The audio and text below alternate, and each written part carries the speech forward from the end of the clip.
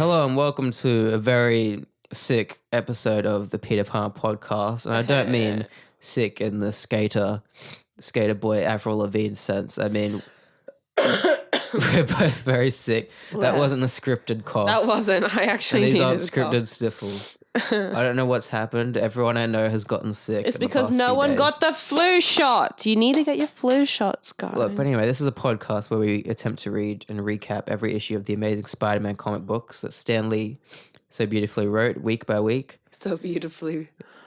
Hey, save it for later. All right.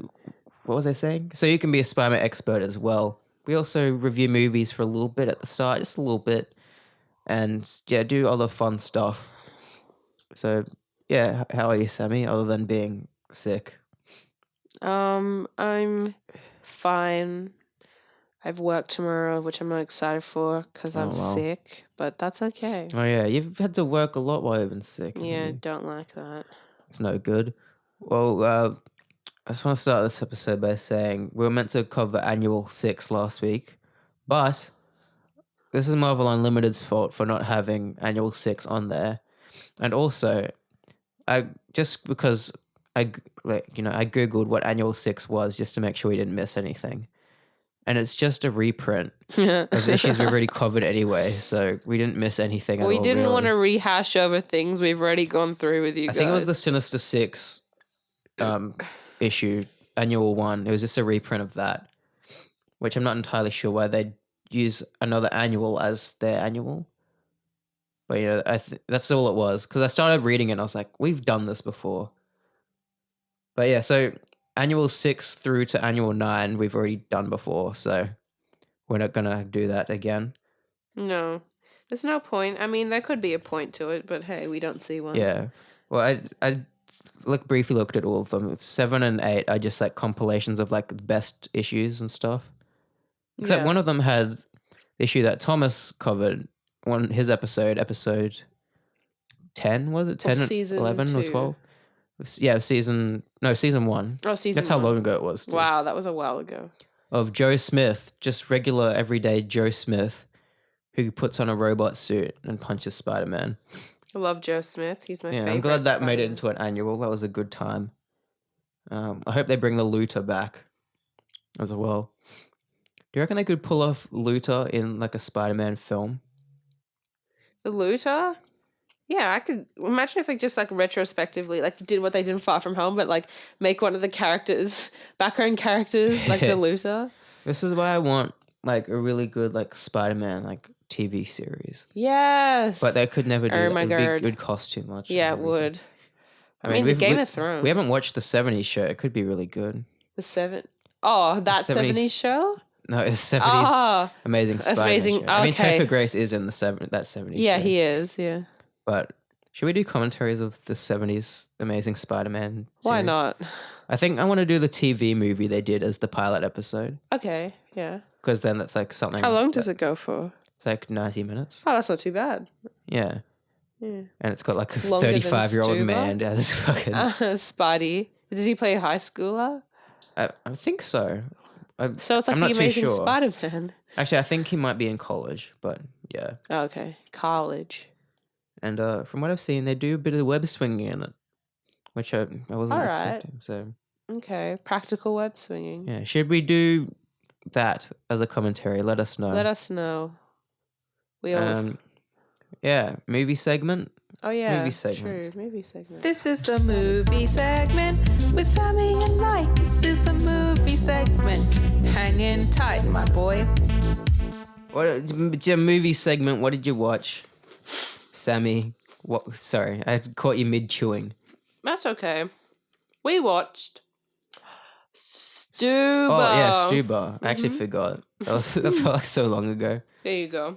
It was only 3 days ago in our time. Mm-hmm. But I was away for 3 days, so it feels like a week. Mm-hmm. So Stuber, do you like... This is for Thomas. Thomas, he didn't recommend it to us. Or he kind of did. We read his Letterboxd review and we're like, that sounds interesting. Yeah. Then we made fun of him on the podcast.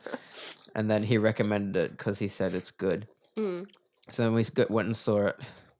What do you think of Stuber? I liked it. I don't know if I did actually. I just said that because I was thinking of Booksmart, and we asked me that. Stuber, Kamal Nanjiani's Stuber not Gooding funny. Jr.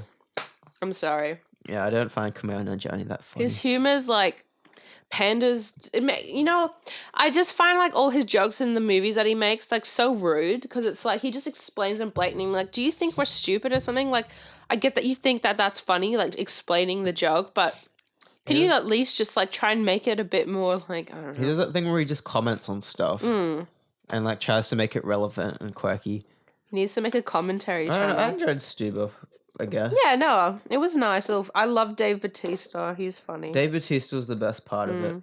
Everything else was kind of trite and things I've seen a million times before in these buddy cop movies and buddy comedies. But it was like fun, I guess. In parts, I'd say. They always have like a really boring plot. Like, could you tell me the plot of Stuber? Oh my I God. could not tell you the plot of Stuber. Even as I was watching, I was like, Yeah. wait, what's the plot of this? Ew, and that weird plot between him and that girl interest that Stuber guy had. Oy, that So weird. Like, hey, do you want to have sex? Badonga zinga. Hey. that hey. irked me so bad. I know. And the payoff to that, I was like, hopefully at least like this will have like a nice payoff. Because I thought the whole time, not the whole time, but for like the first half, that because she keeps sending him messages saying like, let's do what we did last time we watched The Notebook. And I thought he was misinterpreting it as like, oh, they had sex. Oh, But then yeah. there'd be a reveal like, no, we were just going to get Drunk. like Chinese takeout or something. Yeah, just drink And that wine would and be watch like- it. Yeah. A pair of me like, oh no, I did a silly.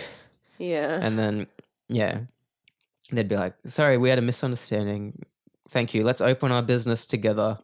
But that can't have been it because they literally have a conversation on FaceTime where he's like, hey, let's have sex. Yeah, at that point, I was like, oh, okay. Yeah, I guess like- that's what it is. Yeah.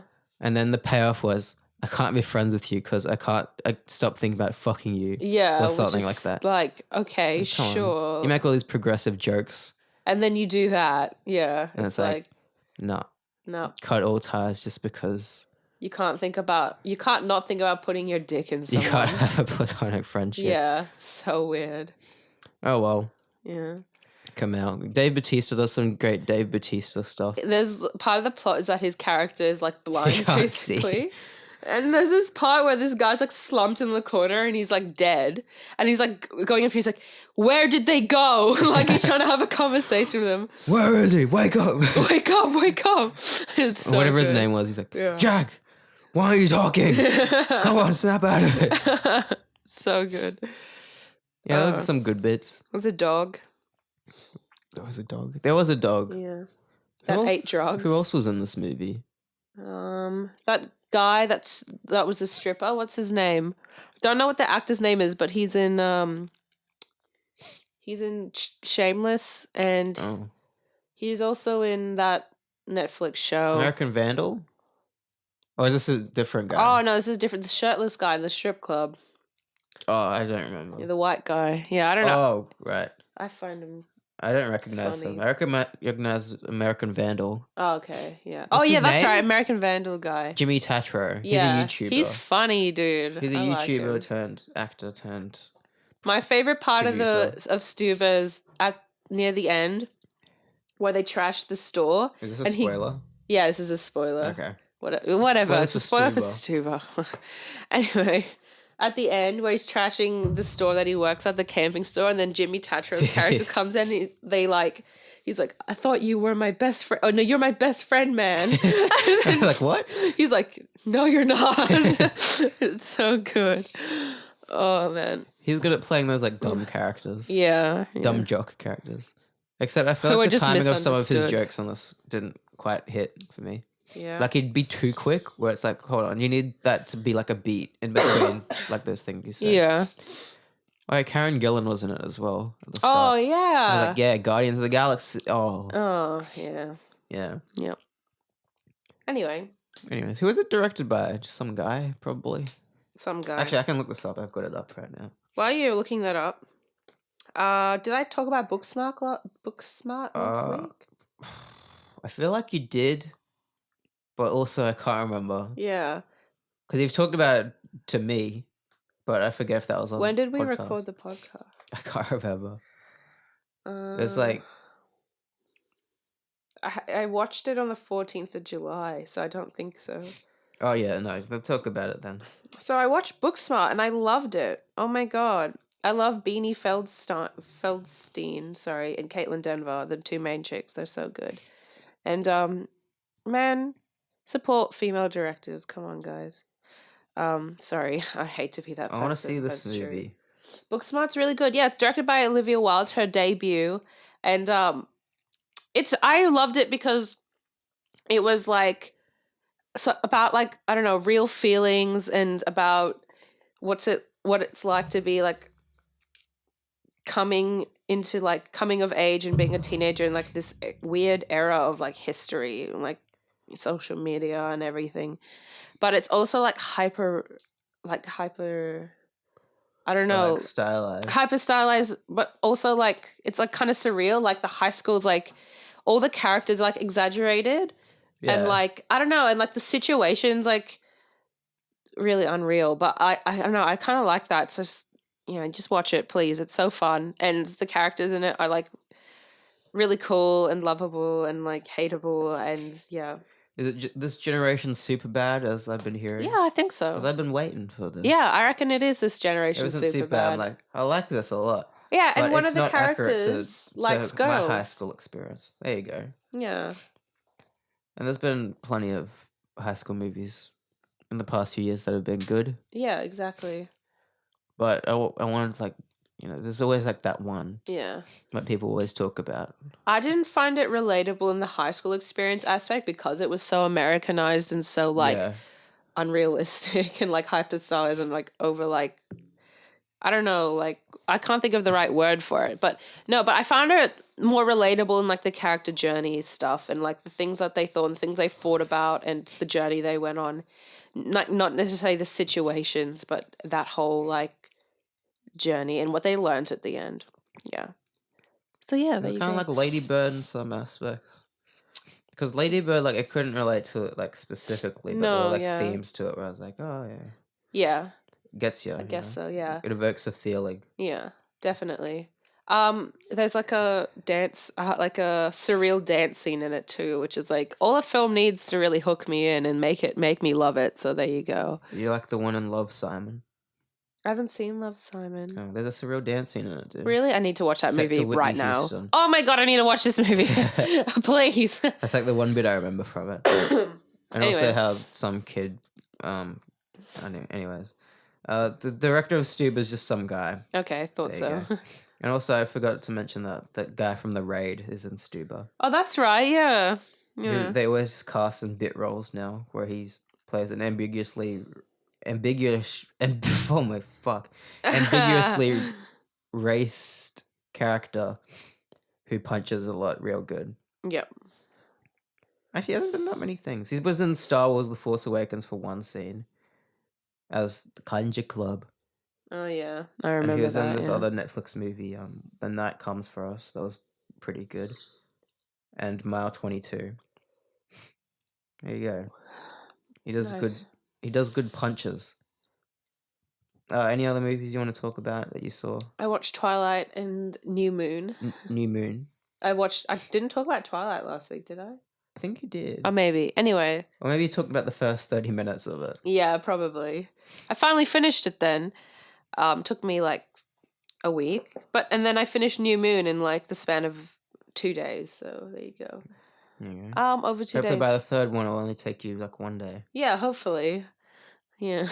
Who knows, honestly. I haven't gotten around to watching it yet. So there you go. Anyway, I'm just like watching all the Twilight films because I watched the first two when I was young and I was obsessed with Twilight, but I actually never watched the last. rest. Yeah, the rest of them. And then we watched Lion King. Not the new one. The old one. The old one. old one. Yeah. I don't know if I'm going to see the new one. I am. I'm You're seeing it going to see Saturday it. night. Let me know if it's worth my time. Yeah, I will. 'Cause Actually, you I'm- know what? I'm just gonna watch it, and like, if I enjoy it, I'll enjoy it, and if not, I'm just gonna be like, okay, this is fine. Like, it's not for me though. I already feel like I know it's not for me, so that's why I'm like, I Yeah. don't need to just add to this. I'm Thing just like- really curious as to what they removed and added, and like, Yeah, I am Um, too to an extent, but I'm like, and I don't need to rush. I'm out gonna to be quite see. honest with you. I do love Disney. So Yeah, most people do. Yeah. That's why they're like the biggest corporation in the world. exactly. And They're eating up all the other ones. I love that the people that I love are really keen to watch it and will enjoy it. And I think that's making me Yeah, want to everyone's watch excited it. for this yeah, movie. because like my It'll make little $1 billion. brother is like really excited to see it, and that's making me love this movie because I can see how happy it makes him. So I don't know, that's lame, but there you go. There you go. The Lion King. Yeah, I don't know. I feel like I'll just skip it because there's a lot of these movies that come out where I'm like, I'm just gonna go see it, even though like I don't like how it looks, and then I'm like, oh, it's exactly what I thought it was gonna Yeah, be. yeah. Like Aladdin. Yeah, don't know. I knew I wasn't gonna like Aladdin, so I didn't go Yeah. and see it. But then again with like Aladdin trailer, I was like, this has stuff in it that looks promising. Yeah. But yeah, I don't know. And I'm also, not- it was directed by Guy Ritchie. And I was like, oh, he might add a little bit of edge and a little bit of his Guy Ritchie-ness, as I call it. Yeah. And it was written by John August. I'm like, oh, I like him. He writes stuff. He wrote Big Yeah. Fish. I like Big Fish. And yeah, it was just fine. It was Aladdin. So yeah, I'll go see Lion King when it's out on Netflix, probably. Unless you tell me it's really good, and I'll be like, okay, fine. Maybe I'll see it. But the main reason is like I want to see a few other movies that are out first. Like I want Yeah. to see Crawl and I want to see Booksmart first. Yeah, go watch Booksmart, man. Like, it's so good. Yeah, I loved it. Yeah, I'll see it. if I can Support drag to see female it. directors. Name 5. I forget Come their on. names. What's her name? Well, I can say Olivia Wilde. Yeah, What's the lady who did Lady Bird again? Greta Gerwig. Greta Gerwig.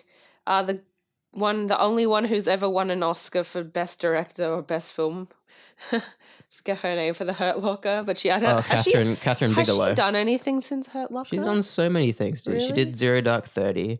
Oh, that's the. She did. That's a scary one. Yeah, isn't it? Osama bin Laden. Yeah, scary. Ladies and gentlemen, we got We him. got it. Yeah. That's where that's from. No, it's not. Yeah. No, it's not. They might show that clip in it though. No, what else has she done? She did Point Break, the original. No. Did you know that? Yeah, I haven't seen Point Break. It's definitely not like her other films. Yeah. Because that was when she was with James Cameron. Yeah. So she had a lot of James Cameron influence on that. Lol. Oh, why am I blanking on her other movies now? But anyways, name It 2 seems more. like all her movies aren't like the kind of movies that I like anyway. Anxiety inducing as hell. Yeah. She's like Yeah. the female Peter Berg. That's the guy who did like Sorry, I was like, Patriots Day. oh with no, Mark I don't Wahlberg want to watch that. I Deep know I'll get Water. like literally traumatized if I watch that. Fuck. Yeah, Patriots Day. I watched something like, Yeah. I felt sick. Who directed Wonder Woman again? What's her name? Patty Jenkins. Patty Jenkins.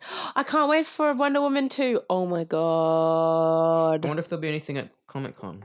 True. I reckon they will. have they been they filming? have to. They would have been filming. There's been photos for ages. Yeah. I'm pretty sure. Yeah. Yeah, Comic-Con's this week, yeah. but we're obviously not there. San Diego But Comic Phase 4 will Con. be announced. So we'll be like, oh, yeah, Yeah. that's cool.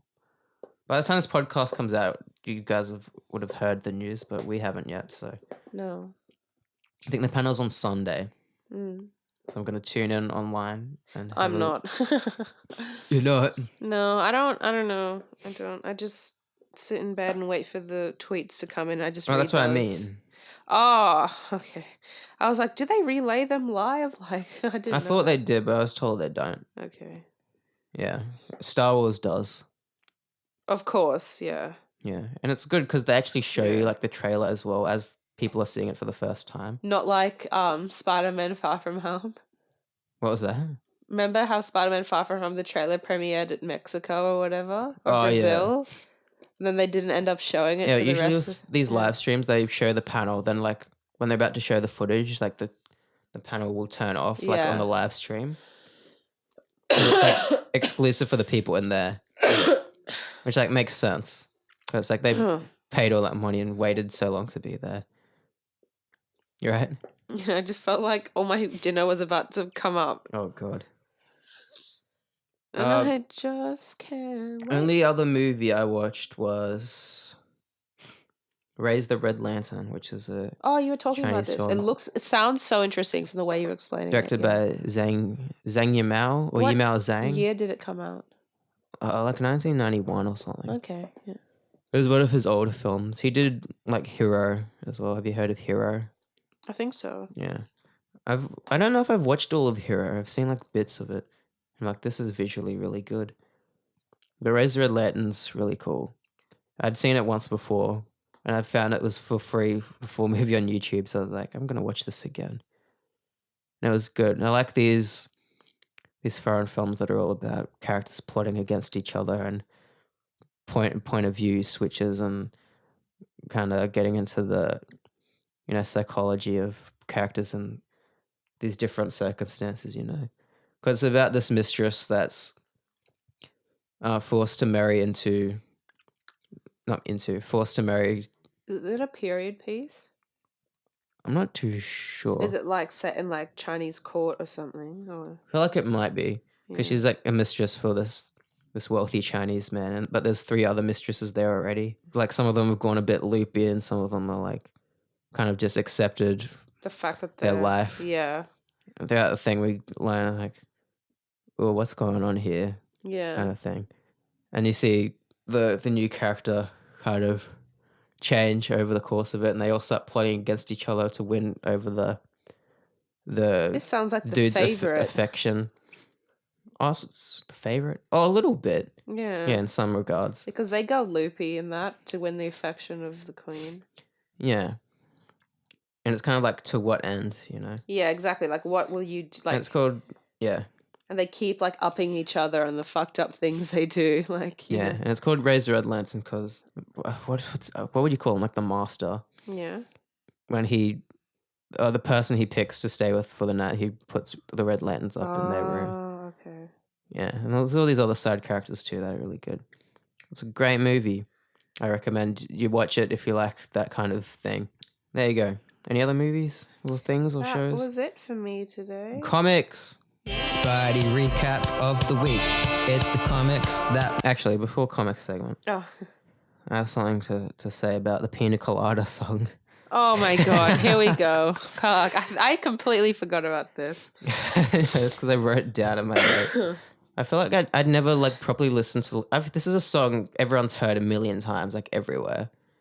But I was like, it came on Spotify, and I thought, I was like, I want to just listen to what like the lyrics are about and like what the story is.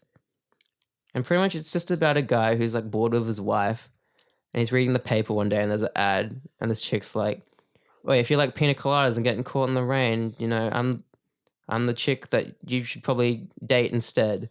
He's like, "Oh, this sounds great." And even in the like second verse, he's like, "I didn't even think about my wife. I just responded to the ad straight away." Oh god. And what then the he hell? responds to That's the ad. so messed up. And yeah, exactly. But just hang on. They arranged to meet up. After he sends a letter, he's like, "Yes, I like pina coladas and getting caught in the rain and all these things." And then the third verse, they meet up. And the woman that wrote the ad was his wife. Oh. And I was like, at first I was like, "Oh, did she do this to like catch him out?" Then I was like, "Oh no, they're both bored of each other." She's just as awful. And then but it has a nice ending because like we laughed and we're like, we both like pina coladas and getting caught in the rain. We didn't know this about each other. So basically, if the Pina Colada song, guys. It's kind of wholesome, but also not. I know. At first, you're like, "Hey, what's going on here?" Yeah. But it's just about these two lovers that don't communicate with each other and don't know each other's interests, obviously. So they communicated through the newspaper. Well, they both... one of them put an ad out in the newspaper. It's like, "I want a new husband." Basically. And their husband ended up reading it and was like, "Oh, this sounds good." There you go. That's the Pina Colada song, guys. If you like pina colada. I just thought that was interesting because it's a song we all know, but I feel like no one ever talks about what the actual like The lyrics plot are of it about. is. Yeah. Because I only know the lyrics of the chorus. So Yeah, the chorus is just an ad in the paper. well. Anyways, comic segment for real now. Spidey recap of the week. It's the comics that we read week to week. 2 of them. I did one. Sammie did the other one. Here it is. Spidey recap of the week, issue 79. That's the one I've got this week. You're doing the first one. It was released December 10th, 1969. For those of you who don't know, That was just for Thomas. we're almost in the 70s. Yours is in the 70s. Yeah. It The is. first 70s Spidey comic. And it honestly starts off the 70s in such a brilliant way. Like, I loved my comic this week. It's full of Really? shenanigans, yeah. There's Wow. little shenanigans. Yeah. Oh, I'll say the one I read was all right. It continues directly on from last week's episode where Spidey is sooking around kind of like, my life's not gone the way I want it to be. Classic Peter. And then we see this window washer and Oh, he's like, yeah. oh, my life's not gone the way I want it to be. So I'm going to resort to a life of crime, which was the Prowler. We should write a song about that. That's pretty much what Don't Stop Believing's about, isn't it? He doesn't become a No, crime it's not. person, though. Well, I'm pretty sure there's a song where like there's two people singing and one of them's like, Yeah, it is Don't Stop Believing. because he's just a small town. Who's the small town girl living in a lonely world, and who's the city boy born and The raised? girl and the boy. Because No, but, she's like, in this singing about scenario- him and he's singing, in this scenario, So Peter is the small the town city boy. No, he's a small town girl. Living in and then He caught the midnight. Hobby. Hobby is the city The boy city born and boy raised in born South South Detroit. Detroit. Not Oh, to make yeah. any assumptions. Yeah, here. no. Not to make any assumptions at all. And then they meet up, and they're about to punch and to prowl no more. Why are we so problematic? What do you talk about? I'm not talking about anything. It's fine. Oh, Just keep Peter going. Parker gets thrown out a window, or so we think. But he's pretty much like, I had to throw myself out this window so I can change into Spider-Man. I can't fight as Peter Parker, so I have to pretend that the shock made me lose my balance. And that he's just killed a fucking dude. So Peter's like fall out the window, he sticks to the wall, like he has to do it like kind of methodically, where he's like tumbles down like like, against the wall. Yeah. So it looks like he's actually fallen. Yeah. But then he's like, wait, it's nighttime, no one's gonna see me. So he kind of yeah. jumps down.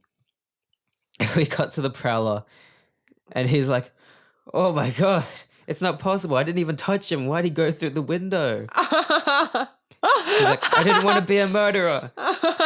And Jameson and Robbie come in. They're like, wait, who's this man in here? Where's Parker? What's going on here? And Jameson's like, you murdered the kid. Oh my god. And Robbie Brown's like, Robbie Brown is the Prowler. He's like, no, I didn't. I swear, I didn't kill him. Oh my god. I did. I want this to be in a movie. I feel like the scenario's kind of happened before, where someone like thinks they killed someone, and everyone's like, "Whoa, what the fuck?" And he's like, Yeah. "No, I didn't do that." I'm not a murderer, I swear. And then he Yeah, runs alright. away. Yeah. I feel like that happens in Spider-Man movies, where like a crime happens and the police come in, and they're like, "Spider-Man, you just did a crime." He's like, "No, that wasn't me. That was the person that just left." This happens in the comics all the time. Yeah, Should but be anyways, talking into Prowler the mic, fucks off sorry. because he's like, jeez, I'm so flustered. I didn't expect this to happen." And Jameson's like, "At least the killer didn't get my damn money, didn't he?" Oh my god. And Robertson's like, "But what about Peter Parker? Jesus, yeah. You're a photographer." And he's like, "Oh yeah, that's right." Well, that's the thing, because every time J. Jonah Jameson, because the whole thing is that JJJ, he loves Peter, but he never like really like says it, right? To me. In the movies. In the movies, yeah. I get that less in the comics, but in the movies Okay. there's like that whole bit where he's like yelling at Parker and he's like, "Get out of my office." Yeah. And then Green Goblin comes in and he's like, "Who takes the photos of Spider-Man?" And he Jameson's doesn't like, say. "I don't know. I don't know who he is. I've never met him before." Yeah, exactly. So like covers for him. I'm like, that's Yeah. interesting. It is. Well, I think I get a bit of that in my comics, so Okay. so let's continue because just then he was like, "You killed the boy," but maybe that was nothing. He was just shocked. Oh yeah. Oh maybe. There you go. Anyways, the Prowler's crawling up the roof, and he runs into Spider-Man. And Spider-Man's like, "So you're the Prowler that Jolly Jonah was wondering about, huh?" And he's like got him by the arm. Ooh. He's like, "I don't know what your game is, chum, but the city's already overstocked with costumed cut-ups." Ooh. The Prowler kicks him in the face. I don't know how he kicks him when he's got him held like that. That means she's got really, really good like core strength. That's what I it know. means. And then the Prowler tries to hide and shoot some lasers at Spidey because he's got all these gadgets. Yeah.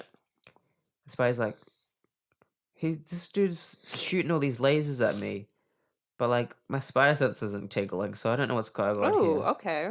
Like this guy mustn't be like much trouble. He's just scared or something, you know. Yeah, he's not evil, basically. And they have a bit of a chat. Prowler's like, I never expected to run into someone like you on my first time out, but not even Spider-Man has the power to stop me. And Spider-Man's like, the jails are full of guys who have made the same speech to me. And Prowler's like, you think I'm corny, huh? You think I'm corny, You think huh? I'm just bragging? Is he Spider's Canadian? Like, look, I think I'm just bragging, eh? That wasn't Canadian. Gotta do Ryan Reynolds' voice. Wow. I just want to... Speaking of Ryan Reynolds' That was like a Heath Ledger joke. I don't know what that was. Speaking of Ryan Reynolds' voice, at my work, I work at EB Games, and there's this new product. There's a Detective Pikachu toy that speaks. Oh, God. And it does the Pika Pika, the cute little voice. And then I was like, oh, this is cool. And it was on the counter. And I went out the back and came back to the counter. And as I was walking past it, I nearly shut myself because it was saying something in Ryan Reynolds' voice, and I thought it was a guy that I couldn't see. And then I looked down, it was fucking Pikachu. I was like, Jesus Christ. What did he say? Did he say like, I don't... wow, I better change my baby diapers because I just pissed my pants? Yeah, that's Something exactly like what it said. You have the toy too. Yeah, I did the dialogue for it. You want to hear another one? Yeah? Hey, did you know if you look at an avocado, it kind of looks like my butthole? Whoa, he says that too. Wow, cool. Yeah. There's So it only wasn't one Ryan more. Reynolds, it was you doing the... Yeah, it's like kind of like how Tom Hanks doesn't do the Woody dolls. No. He gets his brother to do it. Yeah, he gets 'Cause his he brother sounds to like do his like the brother. video games and all that. Yeah. Because that's kind of cool. It's like, Yeah. hey, you want some work? Yeah, here, have some... I already got my fat sack of cash from Toy Story exactly. films. He's like, I don't need any more. And worked my ass off doing those voices. So it's gonna be a lot of work. Be like, Yeah. Buzz, come on, guys, Buzz, Buzz! come on, guys, we gotta get to We're Andy's. toys! We're Andy's toys! We gotta get to the moving truck before Andy leaves. Come on, guys. Andy needs us. We're his toys. That's more like Joan Cusack. Yeah, I'm doing... Andy needs Josh. I am gonna do... Yeehaw! Yeehaw! Anyways, Spider-Man and Prowler fighting on the side of a roof. Prowler gasses him in the face, and Spider's like, the old gas pellets in the boot trick, Oh, eh? that old trick, yeah. The classic gas pellets in the boot trick. That is classic. But this gives Prowler enough time to just get the fuck out of there and run away. And Spidey's like, geez, he isn't really any match for me. I should have had him unmasked by now. If I had sense enough... If I'd had sense enough to just hold my breath. Then Spider-Man's like, it's no big deal. I run into him again later anyway. He knows that he's not even that much of a threat. He's just like, I don't care. I'll just run into him later. Yeah. But then, of course, in typical Peter Parker fashion, he's like, I can't believe Gwen ditched me for Flash Thompson. He's still going on about this. Well, I also forgot to say on the first panel of this comic, Stanley had a little box where he's like, this was meant to be a 3-part epic, but we've condensed it to 2. Oh my god. Which I don't know if that's out of laziness or like... Out of the need for the story? Because there's not many panels per page. There's like 4 panels per page average. Back in the Bugle, though, Robbie and Jameson are like, how did Peter Parker fall through the window? What happened? And Jameson's like, how in the blazes would I know? Maybe that blasted Prowler carried him away or something. And they hear a voice. Robbie, Mr. Jameson. Like, Parker, what in the devil's going on here? We thought you were dead. He's like, sorry to disappoint you, mister. Oh. When I tumbled through the window, Spider-Man was nearby and he caught me. Oh, of course. And Robbie's like, thank heavens you're alive, son. Jameson's like, did you get any pictures of him? Jameson! No! Come on. He's like, giving you a front page scoop wasn't like the first thing on my mind. It's not Robbie's like it's okay, kid. Just go take some rest. And Jameson's like, fucking fell out a window. Come on. I know. Jameson's like, you come in here, don't even bring pics that we could use. Oh my god, he nearly died. Like, imagine if he died. Come on, know. J. Jonah Jameson. And Robbie's like, lay off JJ. We've got a whole staff of photographers. Just sure. Just And Jameson's chill. like, but none of them seem to run into Spider-Man as often as this guy does. All right. And Peter like just collapses onto his bed. I like how they've been drawing like gesture and poses. No, recently. I noticed that in my issue too. It's like, man, they've been like that looks really like if you natural. actually fell on your bed. That's how I jump onto bed when I had a long day. He's still got his shoes on and everything. I'm more of a fetal position kind of person, so can't relate. Like as soon as you get home, though, you just collapse onto your bed. Yeah, in fetal position. I guess so. I do that when I'm cold.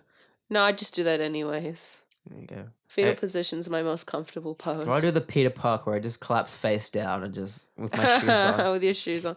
That's fucked. Take your shoes off first, No, kids. I usually take my shoes off, but you know, sometimes when I was working, I'd leave my shoes on because I'd be like, feet, feet, shoes. Anyways, Spider-Man's sitting down on his bed and he's like, got all these things on his mind: Jameson, Robbie, the Prowler, Gwen, Aunt May, all these things troubling him as always. Rent. And we see the Prowler in another part of town. He's like, I thought it'd be a lark. I thought I'd be fame, glory. I didn't know I'd end up being accused of murder. And he's like, what? How'd that guy even fall out the window? I didn't even touch him. And we see like in his head worrying about he's this. got like the image of Peter falling out the window. Oh my god, that's so messed up. He's like, was it because I scared him? Did he panic and he jumped out the window when he saw me? And he's like, if so, does that just make me just as guilty? Oh, Hobby Brown. As if I just pushed him out. Has Hobby Brown became a murderer? He's on a big sook about it. He's like, I was just doing this for Mindy. Mindy was the girl he liked that was like, oi, you never be anything in this town, that's Hobby, right. because you don't stand up for yourself. All the girls in these comics seem to be a lot like that. Yeah, Stanley obviously has a type. A type? Maybe his wife just did that to him. You gotta stand up for yourself, Stan. Yeah. What was her name? Joan? Joan Cusack? No, Joan Lee. It wouldn't be Lee, would it? But she called herself Joan. I don't know. She's also dead. Rest in peace, Rest Joan. in peace. If that's your name. She was an actress, too. Yeah, she was Madam Web in the Spider-Man cartoon. Yeah, she was the lady, like the time travel, dimension portal lady. That's a good series. I want to watch that whole thing one day. So it's really good. I remember they had like this whole thing where like Mary Jane died and then like she became a Hydro Man or something. Well, not Hydro Man, but like... Sorry? There was stuff where it's like MJ's back, but is she really back or is it like a clone? And like okay. Because it was in the 90s. The clone saga was Yeah. popping off, so they had all that crazy shenanigans. But it was a good show because they adapted like a lot of the classic Spidey issues. I want to watch it now. Yeah. They probably have it for like good price on DVD. Maybe. I don't know how many seasons there are though. It ran for like 4 years, so maybe like 4 or 5 4 seasons, yeah. Yeah. I also want to watch the 2003 one. That was like the CGI. What was that one called again? It was just called the new animated Spider-Man series. I think it was just called Spider-Man because it was like when the Raimi movies were coming out and they wanted to like capitalize on that. Yeah. And it was written by Brian Michael Bendis, who did Ultimate Spider-Man. Who I love. So it's kind of stylized from that. I love him. I don't know. The animation doesn't hold up, but from like what I've heard and what I remember, it's like it's a lot of like Ultimate Spider-Man kind of shenanigans, and it's only one season because it got cancelled. Oh, okay. So I might just watch the whole thing in like a day. Yeah, I mean, like it wouldn't it's a TV take that series, long. yeah. And if it's a kids series, then episodes will be 15 minutes. Yeah, 20 15 minutes. Yeah. But yeah, so Spider-Man is tormenting Hobby Brown's mind. He's like, what? How can I catch Spider-Man? How can I beat him and deliver him to the fuzz? Maybe that'll help clear myself. Maybe that will do. Maybe that's what I have to do to make them realize I never meant to cause any harm. I'm sorry. Curse any harm. So Hobby Brown's like, yeah, let's do that. I'll strike again, and then Spider-Man will just come after me because that's what he does. And then Peter's having a sook in the streets. He's dressed in Leonardo DiCaprio's garb from Once Upon a Time in Hollywood. Yeah. He's got like the yellow turtleneck and the slicked back hair and the jeans. That's actually a really nice outfit. I know, it's pretty good. Tom Holland wore that. Yeah, he did. Recently. Yeah. Maybe that's why. He doesn't dress himself though. He has a well, I assume like I don't know. He probably doesn't know what it's inspired by, but Yeah. maybe the person who dresses him does. The guy who dresses him is really good. I think his name is his Insta handle is I forget. No, but he also dresses Zendaya sometimes, I think. Oh yeah. Tom Holland claims he's read all like the original Spider-Mans, but I feel like he like just skimmed through them. Yeah, really he quickly. probably didn't like read them like we did. Oh, yeah. I feel like John Watts did. Yeah. Probably. Yeah. Yeah. Even though a lot of people like, including us, like he doesn't understand Spider-Man. He does. I heard a thing That's why they that trust he him to can't make actually Spider-Man movies. like Disney can't actually make like the Spidey IP characters exactly like the comics. Really? Like, or like What does that mean? film adaptations. Apparently they can't make them too similar because like Marvel like didn't want Sony to like make them the same. Like they wanted, I don't know, I heard that somewhere. I think I read it. I know you can't believe everything you read on the internet, right? I don't know what that even means though, because it's like how much they have to change them to make it Exactly, yeah. fit their quota or whatever. Yeah. Also, like I don't know how- what Amy Pascal's doing. Like, what's yeah. I don't feel think like something she she'd knows say. either. She'd be like, "You can do it, but don't make them too similar to the ones we did." Yeah, exactly. Like, okay, yeah. you didn't do them very well, so we'll just do them good. You'll Is just that do enough? them, yeah, exactly. I think that's what it's probably from. Like she doesn't even know what they're. Yeah. Anyways, Peter's walking down the street, and he runs into Gwen. Gwendy. And Gwen's like, "Peter, I've been looking all over for you. Peter, don't you hear me?" And Peter's like, "Oh, it's Gwen. She doesn't know that I know about her and Flash." Which, her and Flash aren't a thing, by the way. Yeah, He just saw them having a chat in a cafe. Yeah, and he he's just like, "Oi." jumped to conclusions like a fuck boy. Like, Yeah. Anyways, Peter Parker looks very British in this panel. what does that even mean? Look. I don't know what you mean. Look, can you just imagine a British accent coming out of him? I suppose, yeah. I guess I had a British friend that looked like that, so maybe that was just trying to do conclusions. Yeah. Anyways, Peter's It's like, the hair curl. It's like, "I'm late to class. I can't stop oh my god. I can't stop to talk to you, Gwen." And Gwen's like, "Peter Parker, this is me.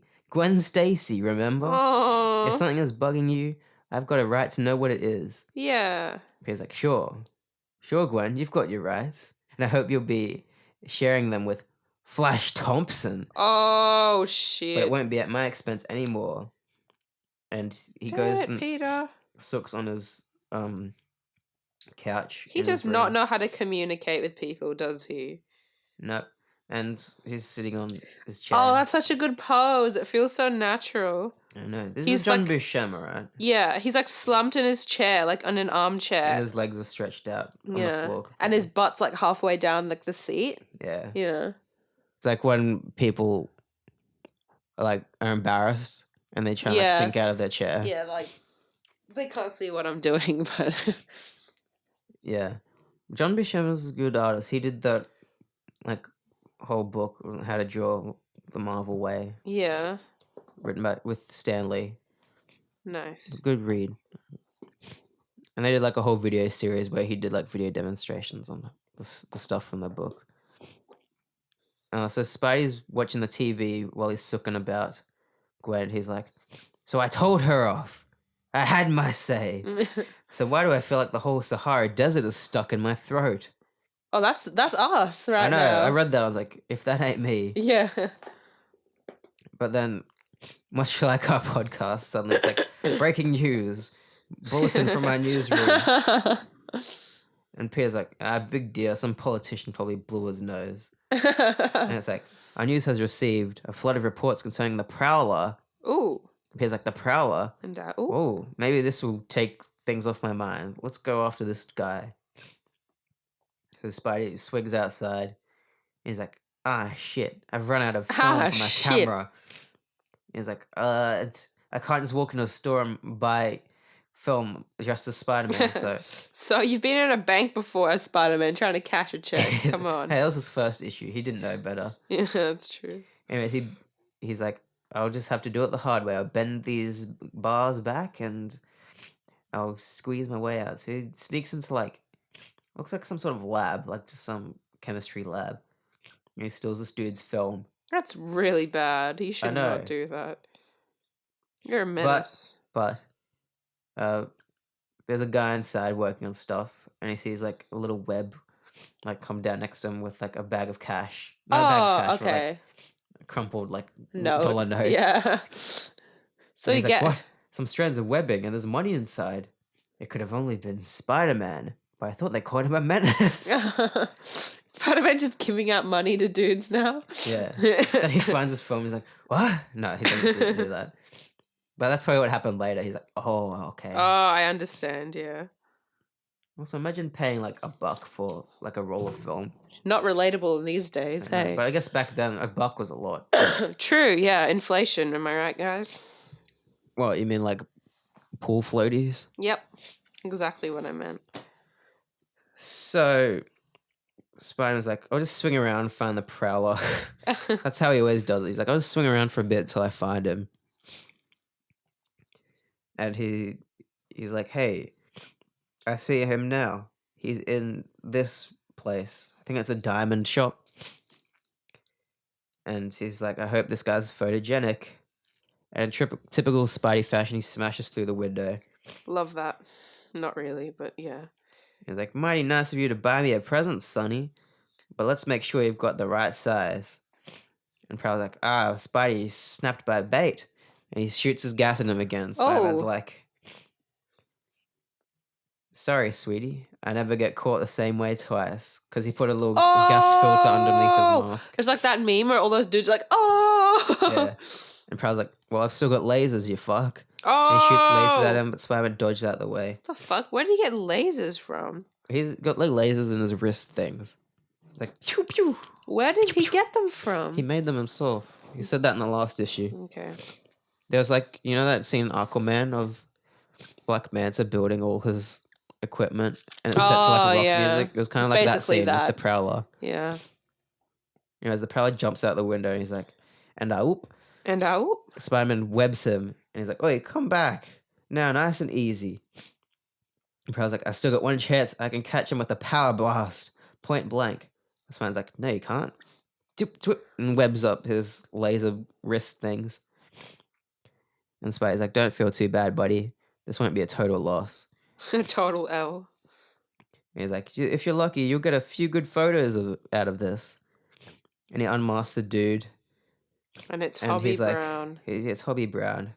And Spider-Man doesn't know who this is, obviously, but he's like, he's no hardened baddie. He's just a frightened kid, no older than I am.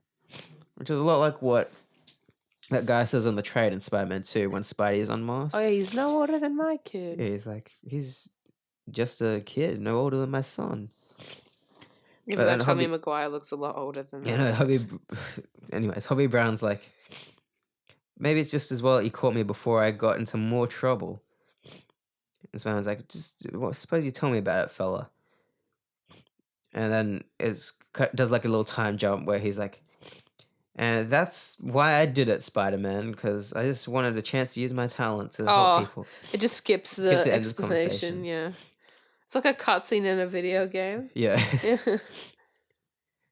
And then Spider-Man's like, look, thanks for telling me this, kid. So far you've hurt no one, and you've stolen nothing. So who am I to turn you in? Go on back to Mindy, man. That's where it's really at. If you know what I'm saying. Dude, he's just letting a criminal out on the streets again. Yeah, he has faith in this man because he told him his whole spiel. All right.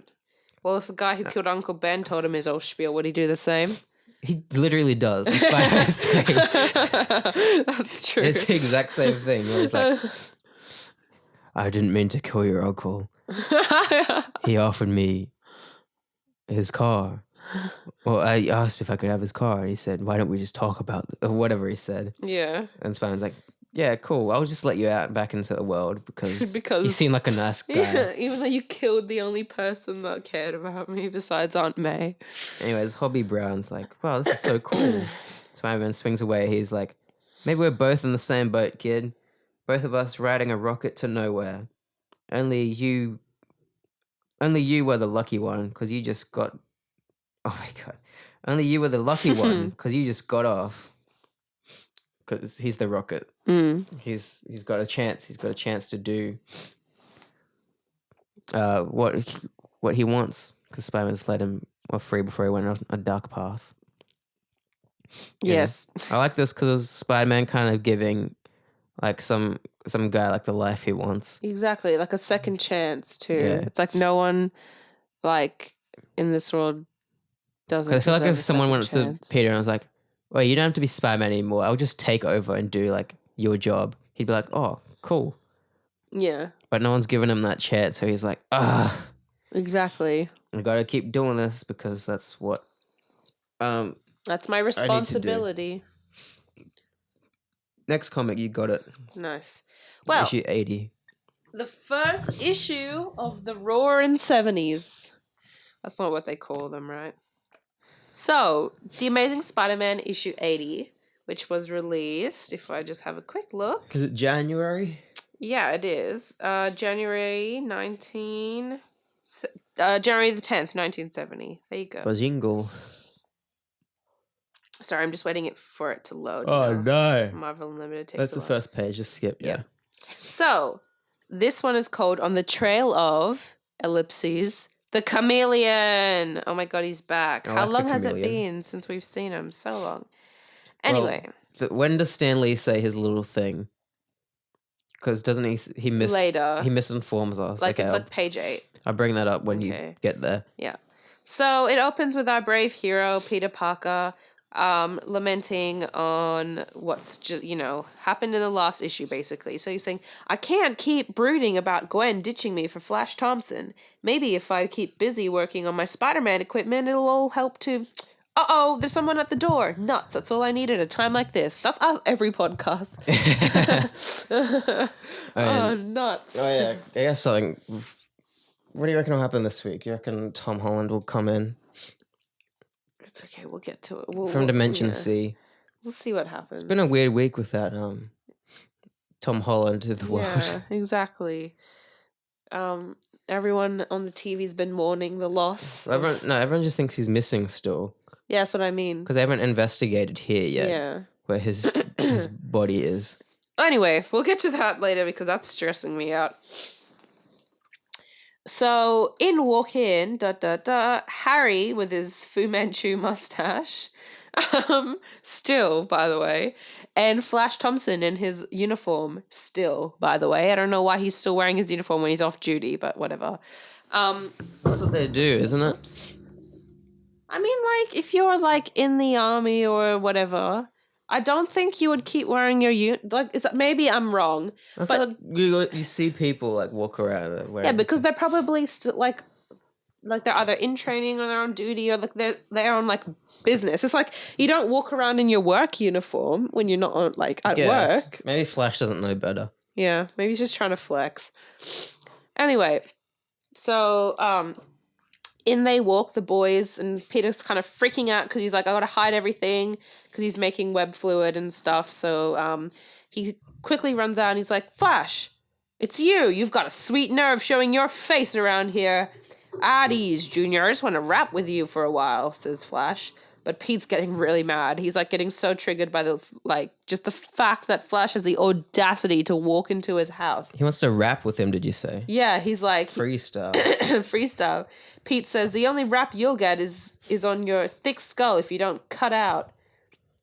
Wait. And Harry's trying to defuse the situation. He's like, hey, come on, Pete, slim her down. And Flash is like taunting him. He's like, hey, let him talk, Harry. It's about time puny Parker showed some backbone.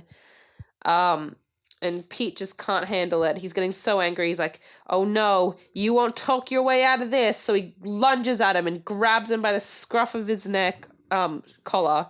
And he says, I saw you dating Gwen when she said she was too busy to see me. Now I'll show you how much backbone I've got. And he's fully holding him with one arm. And they're all shook by his, like, strength. They're like, hey, hold it, you nitwit. Even though they've seen him... before... like, go up against Flash Thompson. Yeah. He's and be like whoa, strong. he's so strong. I mean, Flash Thompson in high school grabbed Pete's arm once and was like, hey, you're strong. Yeah, remember they literally had a fight Yeah. in the gym. And they're like, whoa, That's Peter's right. jacked. But we can assume that was years ago by now. Yeah. Yeah. Like 4 years ago. Anyway. I think they're in real time at the moment still. I don't know when Yeah. the timeline starts stretching, Yeah. but I think at this point it's still kind of real time. Yeah, I think so too, because Anyway, so so Flash explains herself. He says, "She only met with me because she was worried about you. She thought I might know where you're always disappearing to." Pete's like, "Oh shit." And Flash goes, "She figures since I've known you longer than anyone else that I could clue her in. But you don't have to worry about her, mister, except for the fact that she must be a baddie to dig a job like you. Joe like you, sorry." And Pete's like, "You mean there isn't anything between Gwen and you? You promise? You sure?" And Pete's like, "No." And Flash is like, "No. And it's not because I didn't try. That's what me and Harry came up to tell you about after Gwen said you were all shook up about seeing us together." So obviously we can assume that Gwen called them up and said, "Oh, Pete's not very happy with us." So yeah, they're actually really good friends. They're trying to, cheer him up and be telling the truth and nothing's all. But Pete seems to be. Tell the truth. I mean, if I was friends with Pete at this point, I would get so sick of his shit and I couldn't do it, honestly. He just seems like a really high maintenance friend. So That's why it's so relatable to all the teens. yeah, exactly. So He's the misunderstood character. Yeah, he is. He's the underdog. We understand because we're reading his thoughts constantly. Exactly. We're literally in his head all the time. But because he only says things in small bursts when he's emotionally overwhelmed, everyone's like, "What the fuck is up with this?" Yeah, guy? they're literally always like, "What's wrong with you?" Yeah.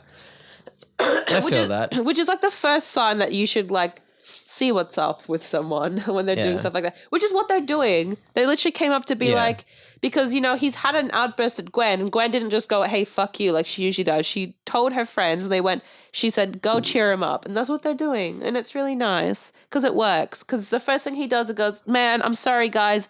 I'm gonna call Gwen right now and apologize to her," and that's what he does. So.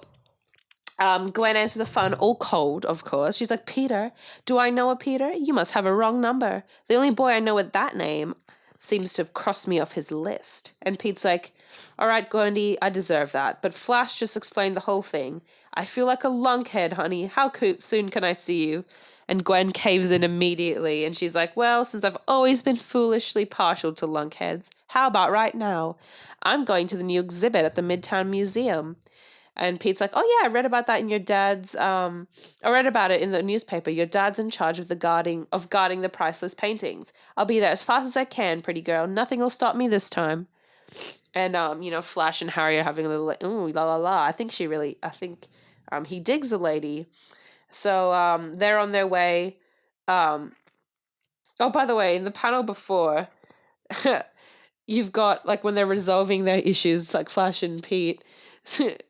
Harry walks in with 3 cups of tea, 3? Smiling.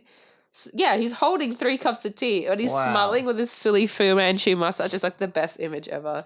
Anyway, so yeah, they're I feel like Harry in the comics has never been properly depicted on screen on screen. No, he hasn't. This is not James Franco. Definitely this is not Dane DeHaan. Absolutely. Yeah, it's definitely not Dame DeHaan. Yeah. He was so weird. Anyway, Peter, you gotta help me. You gotta help me. I'm already dying. You can't make me die more. You took a photo of him. You know him. You must know him. It's this telephoto lens photo. Really far and away. Peter even says that. He's like, "Harry, do you know how cameras work? I took that in a really long lens. I've never met him." And he's like, "You met him?" Oh my God, it's I so need his stupid. blood. Yeah, he's as if, even if he knew him, Harry, do you think that your friend had the ability to ask him for his blood?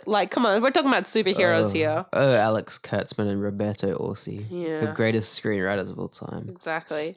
They did the same thing in Star Trek Into Darkness. There's this whole magic blood plot in that. Really? Yeah. Why do they keep resorting They to love that? magic blood. They That's also so wrote the weird. Transformers movies, the first few. What? Yeah. They're great. Maybe they have magic blood. Anyway, maybe they need magic blood. I don't know. And one of them went off to direct Tom Cruise's The Mummy. Oh, and that They split up as a writing duo and we're going to work on our own things. And the first thing he does is Tom Mummy. Cruise's The Mummy and it flops terribly.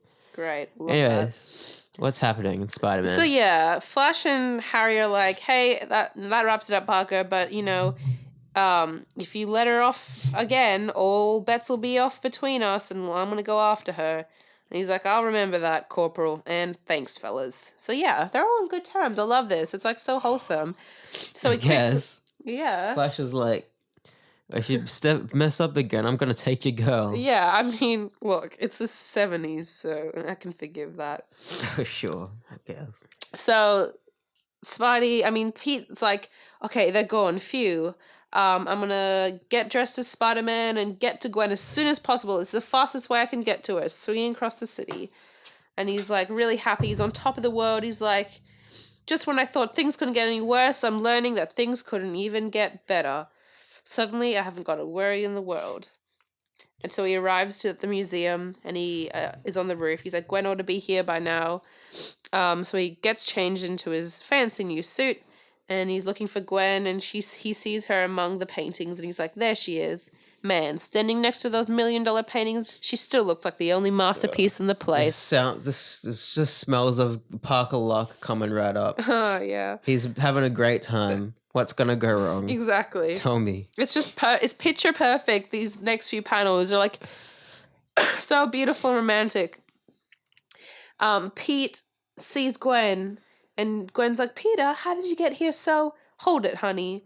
Let's go someplace where we can talk private, says Pete. So they go off into the corner and she's like, why are you looking at me this way, Mr. Parker? And he's like gazing into her eyes and he's like, maybe I just suddenly realized how much I've missed you, Gwendy. They're about to kiss, and he says, or maybe I don't feel like talking. And their lips are just about to meet when, all of a sudden, Captain Stacy walks past, and he's like, oi, whoops, what a time for your father to suddenly be walking by, eh? And she's like, wait, what is it? That's strange. He walked right past us as though he didn't even notice us. And Pete's like, I guess he's too busy worrying about all the paintings that he's in charge of guarding. Consider their value must be a mighty big responsibility. Oh, he's heading for the private room where most of the priceless ones are, says Gwen. And Pete's thinking, like, I don't get it. Why is my spider sense starting to tingle at a time like this? Nothing's happening as far as I can tell. So all of a sudden, Pete's, like, really on guard. He's, like, gone from really, like, on top of the world, like, happy, relaxed to, like, really edgy. So, yeah, Gwen and Peter continue to mingle around the art museum place. And J. Jonah Jameson's there. And he's like, whoa, look who's here. Soaking up the culture, Parker. Can't waste time talking to a kid with so many celebrities around. So he kind of, like, is about to fuck off when all of a sudden he remembers, Gwen, where did Captain Stacy disappear to? And she's, like, about to say something, but all of a sudden, help! Somebody help! You just hear the voice of someone crying out. That cry, it's coming from the private room. And then Gwen's like, that's the one that my dad had entered. And Pete turns around, and I don't know, like, when you were talking about, like, poses and, like, the way they're being drawn really well, I really like this. It's got, like, a really good sense of movement to it. It's, like, Peter turning around. Yeah. Like, you can see, like, the foot that he pivots on and stuff. I instantly thought of that when you said that. I don't know. Okay. I noticed that when I was reading it. Movement's hard to draw. Yeah, like, I can't even draw in general, so I can't imagine, yeah. Yeah. Because you have to exaggerate it a little bit. Yeah. And you also have a good understanding of, like, the way that people move in general, like what, like, when you're turning around, what parts of your body move first and, like, how people turn around. You have to understand, like, anatomy as well. Exactly. Like, which bones move in coordination with other body parts and stuff. Because you can't have, like, your hips move at your legs, because that would just, like, be weird, or, like, vice versa. Yeah, like, and that's why some drawings look real weird. Like, yeah. If you see, like, a posing, like, that doesn't look quite right. Yeah. It's because, like, it's something about it's a bit unnatural. Yeah. Anyway, so this woman that was crying out, she says, I just walked in to see if the paintings were ready to be shown, and they're gone. They're all gone. So, it turns out all the paintings have been robbed. So seconds later, the police show up. They're like, nobody leaves without ID. Where in blazes is Captain Stacy? Pete's like, oh no, Gwen says to Pete, I'm worried about my dad. What if the thief injured him or took him captive? And J. Jonah Jameson's like, but there's no signs of a struggle, you know, implying that, you know, maybe Captain Stacy is a suspect. So finally, after all the present people in the museum have been checked out with their ID, it turns out J. Jonah Jameson's giving the kids a ride home. So Pete's like, we better get you home, Gwendy. And then for a hunch, it'll be time for Spider-Man to take over. He's thinking. He doesn't say it out loud, obviously. And Gwen's worrying about her dad. And J. Jonah Jameson's in the back of the car kind of grumpily looking out the window like, in my day, kids would thank a generous publisher for a lift in his car. So he's not very happy. So they get home and they open the door and Gwen's like, Dad, you're home. And Captain Stacy's like, of course I'm home. I haven't left yet. But we saw you at the museum, Dad. I don't understand. I've been here all day. Or I think I have. Everything's so hazy, so confused in my mind. And J. Jonah Jameson, obviously, being as brazen as he is, gets right up in Captain Stacy's face and is immediately like, you better snap out of it, Stacy. Those paintings were stolen. If you ask me, the only suspect so far is you. The paintings stolen? Then it's as I feared. I must have been drugged. By how and by whom? I thought he was going to say, I must have been drunk. I must have been drunk. I went on another crazy rampage and stole some paintings. Not again. Maybe he has the goblin disease because, Willem Dafoe, when he wakes up on the ground, he's like, he doesn't know what's happened. like, yeah. So all your tech's been stolen, the glider and the suit. He's like, what? What? Sorry. Where were you last night? Last night I was. I love Willem Dafoe. I love that there's a jump scare in that movie. Yeah. There's like 3 jump scares in that movie. It's good. They all got me as kids. So, the text says, but even as the cloud of suspicion seemed to deepen over the retired captain of police, we turn our attention elsewhere, where the mood is far more turbulent. You've done an excellent job, Captain Stacy. Far more excellent than you could ever imagine. I was so childishly simple for me to steal into your room and administer those knockout drops, whatever those are, it's very ambiguous, into your open decanter. Okay, also, why decanter? You could have just said that cup. Anyway. No, decanter. Then all I had to do was allow you to sleep the day away while I took the liberty of assuming your identity. Oh, shit. By now, the need for my little masquerade has ended, and so he starts to peel off his mask, and it's the Chameleon. Wait, so is there 2 Captain Stacys in the room right now? No, this is, like, it said that, like, we turn our attention to the Chameleon's No, so who's he house. talking to? Himself. He's Oh. literally looking in the mirror and talking to himself. Oh, he's Willem Dafoeing it. Yeah. Well, he's not talking to himself. He's talking to Captain Stacy, like, cause Yeah, he's, so he's like, Willem Dafoe. Yeah. Anyway, I just love it in like comics, like the shenanigans of like bad guys like in their rooms alone explaining exactly how they did a crime right after they did it. It's like so funny. Anyway, so he peels off the mask and it's the Chameleon, and I don't know if wearing a mask underneath the mask. Yeah. Classic. Like I don't know if this is this how he looked in the previous comics, because I don't remember him looking like I think he had eye slits. Yeah, because this is super freaky. Like, Is this where Stanley said the thing? Yeah, it's coming up soon. So yeah, he's like, no one can catch me, no one can stop me from the world's master of disguise, blah blah blah. But somewhere in this sprawling city, a troubled youth refuses to admit defeat. So we're back to Peter Parker. He's tossing and turning in bed. He can't sleep because he's thinking about, I know that Gwen's dad can't be guilty. And if I'm right, it means that someone must have been impersonating him. But who could be skillful enough to fool his own daughter and me? Oh, geez, I wonder. Pete. Oh, I wonder. He's like, it must have been someone I've known, someone I've fought before because my spidey sense tingled. Holy smoke. What a lame brain I am. Of course. He jumps out of bed. He's like, I should have guessed it right away. For so long that I've almost forgotten him. It must have been only the Chameleon. Oh, God. So he's thinking of, like, the Chameleon now. Well. And it says here, after Pete says, it's been so long I've almost forgotten him. There's a little asterisk there. And Stanley writes in the corner, it was issue 2 to be exact. This is not true. This is not true. When you said this to me, I was like, we've definitely seen the Chameleon since issue 1, which is what he meant. It wasn't not 2. issue 2.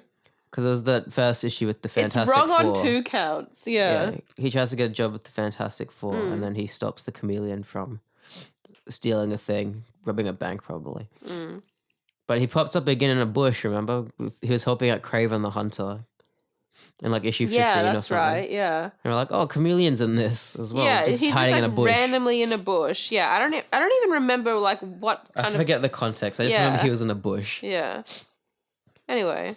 Yeah, I like the Chameleon. Yeah. I always wanted them to do like a cool movie with the Chameleon. Has he ever been in a video game? I don't think I'm so. not sure. I think I always liked the Chameleon because I remember I had like the Spider-Man picture book, and it was a Chameleon story of him stealing art from an art gallery.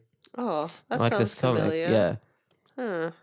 I remember I saw it recently. I was like looking through like old stuff, and I was like, "Oh, this." It was like one of those really basic, like Peter Parker went on an excursion to an art gallery one day, and then like the next page, it's like Yeah. someone came in and stole a thing, and he turned into Spider-Man, and they unmasked this guy, and it was the Chameleon and stuff like that. And I would have Good gotten times. away with it if it weren't for you meddling kids. I think you could do cool stuff with the Chameleon if you had like a whole crime team. Imagine, Like if it was Chameleon, Kingpin, like the Enforcers yeah, I was about to say, all teamed up. imagine like a Spider-Man show, but it was like the Chameleon like crime plot thing. Yeah, That'd be cool. Anyway, the Enforcers, all of them. I'm not sure if The I Silver asked Mane you gang? this. Like it's like a gang wars, like Yeah. gang rivalry between all the gangs. They cut out the Silvermane scene from Spider-Man Far From. Anyway. Well, I don't know if Silvermane was in it, but it was his like gang. It was called like the Manfredi crime gang, which The is Gotti. which is him. Yeah, Silvermane's real name is Silvio Manfredi, which is like one of those things where Stanley came up with like the character name, then obviously worked back from that Like to find Silver Sablinavo. Yeah. Yeah. My favorite is always going to be Black Bolt from the Inhumans. His real name is Blackagar Boltigon. What kind of fucking name is that?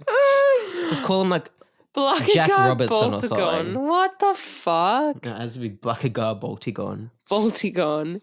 Oh, just call him Black Bolt. Like, why does he have to have a full name? Anyway. I don't know. Anyway. So Pete is, after this sudden realization that the Chameleon's behind this all, he takes off all his clothes immediately and puts on his Spidey costume, and he's like, I've got to catch him to regain the paintings. It's the only way to clear George Stacy's name, but my only chance is to wait for him to strike again. So he's swinging through the city, and he's saying, if he goes into hiding with his loot, I may never find him, so I've got to do it now. So his first stop for the day is the Daily Bugle. So he ends up at a window at the Daily Bugle, and it's no other but, the window belongs to no other but Joe Robertson. We'll just call him Robbie. Oh, Spidey's thick. Yeah. He is thick, yeah. Like, when he's getting changed, the panel, he's, like, so fucking thick. He's, like, who can I compare this to? Henry Cavill. Henry Cavill, yeah, because Henry Cavill's huge. Or, like, what's that character in Magic Mike XXL who's, like, huge? Mike. Oh, yeah. Oh, Channing Tatum. Sorry, not the character, the actor, sorry. Channing Tatum. Fucking huge, dude. Like, how do you get that big, man? You got to eat a lot, I must imagine. Eat your green vegetables. Yeah. Smoke weed every day. Wow, my mom always told me that, but I never believed her. I wonder what those kids grew up to be. Miles Morales. Miles Morales is in the Sammy Raimi universe. Sammy Raimi. Doctor Strange is in that universe. That would have been cool. So yeah, it's Robbie Robertson's window, and he's like, oh, Spider-Man's at my window, and he's thinking, play it cool, Robbie, see what he wants. And I don't know why, but that dialogue makes me imagine that Robbie's like, play it cool, man, like. So Pete's leaning into the window, he's like, hey, it's a pleasure to see one citizen who doesn't get all uptight at the sight of me. And Robbie's like, I'm a newsman, mister. To me, you represent an item, so spill it, man. And Pete's like, I want you to plant a story in the next edition. If my hunch comes through, then you'll have a scoop on the thief who stole the paintings. And Robbie's like, yeah, wouldn't be you, would it? And Pete's like, you don't fucking offend me, idiot. He doesn't actually say that. He's like, it wasn't me. He's like, of course not. I know it's not you. And Pete's like, well, too bad you can't convince your bird brain boss of that. Anyway, I want you to announce a special meeting involving a transfer of $1 million worth of bonds. And Robbie's like, hey, I'll go you one better, Wallcrawler. There is such a meeting tomorrow. I'll give you the front page treatment. And like, you know, that's a bit of coincidence, right? Like it actually is happening and Pete like wanted to make it up, but whatever. I guess so. I guess it's just a meeting. So Robbie's like, but you better know what you're doing, man, because Jameson has to, you know, will be up my hide if like this does nothing. If I do this for nothing. And Pete's like, let's just say that we're both taking a chance. So Spider-Man flips away, and he's like, yeah, basically like, let's do this thing. So the next day, we see a news report on the street, and then they're saying, we preempt our regular show to bring you this TV news special. And a copyright release, the Daily Bugle has front page the largest bond transaction in history. And we see there's cops everywhere and people everywhere in the street. And so we're in the building now, and Pete's there with J. Jonah Jameson taking photos. And he's thinking, this is it. By the way, I'm tingling again. I know that one of them is a chameleon in disguise, but I can't make my move until I pinpoint the right one. And one of the people in the room says, no more pictures, that's all. And Pete's like, I have to study the crowd. When he tries to get away, he'll probably change disguises, impersonate someone else. And then J. Jonah Jameson comes up to Pete. He's like, hey, Parker, what are you wasting time over there for? Pictures like this I can always get. Okay, don't make a federal case of it, JJJ. So he kind of storms off. He's like, good, this gives me the perfect chance to split. Because J. Jonah Jameson's like, hey, if you want to make yourself useful, go find Spider-Man. So he goes and finds Spider-Man. He dresses as him. He becomes... Peter does. Yeah. It's the old goblin blood trick. Sure. No, you know where he changes into yeah, Spider-Man? Yeah, exactly. And he's like, Harry, I can't give you my blood. I'm already dying. You can't make me die more. Such a great scene. Yeah. Such a scene that exists just to make Harry mad at Spider-Man. Yeah. Even though he already kind of was. You can, like... Why does it have to be over that, though? Isn't there another way you can, like, make this work? Like, why... Yep. Anyway, who proved this, honestly? Magic Blood Plots by Alex Kurtzman. So Spidey's like, now I have to find a way to break in on that meeting, so he rips open a vent and crawls through it. So he finds the meeting room by just crawling through the vents and waiting for his Spidey sense to tingle. And he finds out he's right above it, so he opens up the like the roof panel, and he goes, all right, it's time to make my move. And the dude's like, look out, it's Spider-Man, as he points to the roof, because Spidey's just like literally just peeking out into the meeting. He's like, hey guys. So he jumps on the table. He's like, he's going to pull a bluff, basically, to get them all scared and see if, like, the chameleon, the one who's disguised as a chameleon, will, like, freak out and try to run out. He's like, okay, chameleon, the party's over. I know which one you are. Dimitri. And the dudes are like, what the fuck, chameleon? What is he talking about? Stop him. He's here to steal the bonds. Quick, someone call the police. Like, all different dialogues that people are saying. So he's running up and he's like, oh god, it isn't working. I thought the chameleon would panic, but I guess I gotta do something. So he kind of just takes a chance and guesses one of them is the chameleon, grabs him by the scruff of his like fucking thing, and starts to assault a man. And he's like, you've had it, chameleon. You think I'd take the risk of coming here if I wasn't sure who you are? And he's like, help me, let go. And he's like, I hold it, mister. I told you I wasn't kidding. So he grabs his hair and starts pulling at it, trying to yank off the mask. And this dude's like, what are you doing? Oh my god, it's like a scene from a Jim Carrey movie. Yeah, he's like, what are you doing? You're trying to kill me. And I'm just imagining this scenario is so fucking like fucked up. Like, oh my god, what him trying to scalp a dude. What movie am I thinking of? Where like the dude's like, and as you can see, this person here is actually, and they're like trying to rip their hand, like, and everyone's like, oh. Yeah, it's like, what's wrong with you? It's like an Adam Sandler movie or something. Yeah. Probably. It does sound like, Or like that. It's probably Jim Carrey. It seems more like Jim Carrey. Exactly. Spiel. I love that. I find this so funny for some reason. I find it way too entertaining. And all of a sudden, all the cops burst into the room like, it's Spider-Man. We've got the goods on him at last. And Spidey's thinking, shit, Jameson and the police? Now I'm really in the soup. Because, you know, Jameson's there as well. And he's like, I gotta get away before it's too late. So he jumps into the roof and goes through the vents again. And Jameson's like, shoot him, you fool, shoot him, you may never get another chance. And the way he's saying it, he's like in front of the police officer with a gun, asking him to shoot him. He's like, bro, like, how can I shoot him when you're literally right in front of me? You're standing in the way. Do you want me to shoot through you? He's like, don't try to blame me for letting a killer get away. Do you know who I am? And the policeman's like, I was hoping you'd ask. You're a loudmouth, beetle-brained, chicken-livered nincompoop. And that's only the beginning, flathead. Whose voice is this? Sorry. The police officer.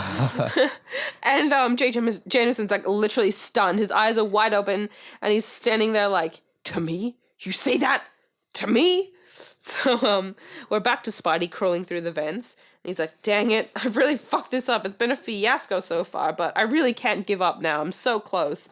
So he jumps out of the vents onto the roof and he's like, the chameleon's bound to think he's won, but I've got to watch while everyone leaves the building, because if he snatched the bonds, he'd probably take on a different identity. So he's literally just on the side of the building waiting for him to leave. All the police are outside, like, surrounding the building. He's like, well, I hope they don't look up for the next few minutes. That's literally what he says. So the people are starting to leave the building that we're in the room now. And the police are like, keep everyone back, give them room. And one of the dudes is like, never mind us, why haven't you caught Spider-Man yet? Then all of a sudden, Spidey's like, there he is, I see him. It's the only one that Chameleon can be. So he lunges for him straight away, no hesitation. Hold it, mister, I've got you now, says Spider-Man. So he grabs him, and J. Jonah Jameson's like, look up there, the webhead's attacking again. Get him. And then Spidey's down on the ground, he's like, clam up, liver lips, I've got the one you really want. And, the person that he's holding by the scruff of his shirt's like, no, you're insane. Help me. Someone help me. And Spidey's like, you've made the biggest mistake of your life this time, Chameleon. And the reveal is, it's Peter. The Chameleon assumed Peter's identity. Oh, no. And he's like, you chose the identity of the one person I knew you couldn't be. And J. Jonah Jameson's like, I have no more use for him than you do, but you can't just hit a kid because he's taken so many photos of you. So, like, Jameson is, like, really, like, he's not usually this, like, brazen, but he grabs Spider-Man and tries to rip him off Pete because he's actually pretty worried about him, like, the way it looks to me. He's worried about, like, Spidey he also hurting hates Pete. Spider-Man, so he's like, oh, yeah, Yeah, true. beat you up. I want to stop you. Anyway, so the policeman's like, Jameson, keep out of this. You're getting in our way again. And Spidey's like, that pinhead's in everyone's way. I didn't want to hit him. I just wanted to tank his mask off, stupid. So he, like, hits Jameson off of him. Now look what you made me do, which is kind of fucked up. Like, look what you made me do. Like, you hit him. And then all of a sudden after, like, he assaults Jameson, all these dudes, like, just pile drive on top of Peter. I mean, sorry, not Peter, Spider-Man. And it's like, you know that thing in school where, like, I forget what it's called, but when someone yells out, like, this one word, everyone, like, jumps on top of that guy. It's like all these people, I don't know, like, did you ever have that in high school where, like, everyone would, like, pile on top of one dude? Anyway, like, just jump on him. It's like, yeah. That happens in Far From Home, but it's a bunch of Spider-Mans piling on top of Spider-Man. Yeah, it is. Yeah. Anyway, so, but Spider-Man's so fucking strong that he's literally just still standing and just holding the weight of all these, like, men on top of him. It's pretty cool. Anyway, so, Pete's getting away. Well, Chameleon Pete. But J. Jonah Jameson notices something. He's got something in his hand. He's like, Parker, what are you doing? He's throwing a bomb, Parker is. And he's like, what do you think, fish face? Oh, God. The kid's gone crazy. He's tossing a bomb. And Spider-Man's like, I told you it wasn't Peter Parker, man. Maybe you'll realize where it's at. So he webs up the bomb. He's like, to stop it from, like, exploding on everyone. And, you know, Parker's trying to get away, or Chameleon's trying to get away. So he gets into a car, starts to drive off, but Spider-Man runs after it and grabs the car and literally tips it upside down so that Chameleon falls out of it. And he grabs the Chameleon, and J. Jonah Jameson's like, quick, take him before he gets away again. And the cops are like, relax, Jameson. He could have skipped any time he wanted to. So, and Pete's like, now, sorry, Spidey is now like, says, and now time for the unveiling. Here's the one who stole those paintings at the museum and tried to take the bonds as well. He rips off his own face off of the Chameleon. And just reveal a white mask. Yeah, she just reveal him right mask. Like, it's the Chameleon. So J. Jonah Jamemon's like, then it wasn't Spider-Man, it was the Chameleon.